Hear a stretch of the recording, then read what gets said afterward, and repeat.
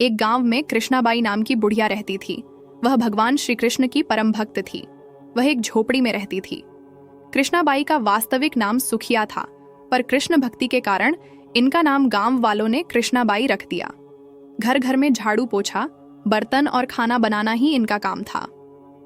कृष्णाबाई रोज फूलों का माला बनाकर दोनों समय श्री कृष्ण जी को पहनाती थीं और घंटों कान्हा से बात करती थीं। गांव के लोग यही सोचते थे कि बुढ़िया पागल है। एक रात श्री कृष्ण जी ने अपनी भक्त कृष्णाबाई से यह कहा कि कल बहुत बड़ा भूचाल आने वाला है, तुम यह गांव छोड़कर दूसरे गांव चली जाओ। अब क्या था, मालिक का आदेश था।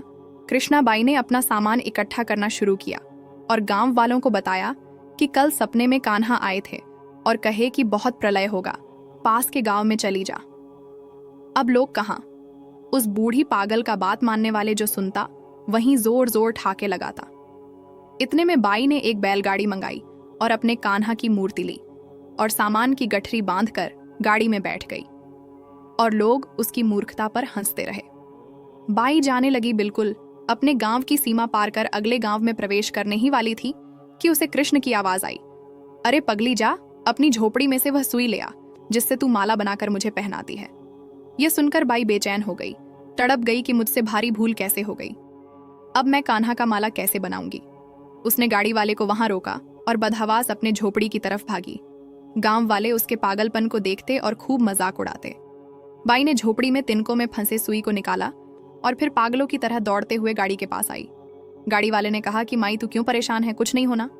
बाई ने कहा, अच्छा चल अब अपने गांव की सीमा पार कर। गाड़ी वाले ने ठीक ऐसे ही किया। अरे यह क्या, जैसे ही सीमा पार हुई पूरा गांव ही धरती में समा गया, सब कुछ जलमग्न हो गया। गाड़ी वाला भी अटूट कृष्ण भक्त था। येन केन प्रकरण भगवान ने उसकी भी रक्षा करने में कोई विलंब नहीं किया।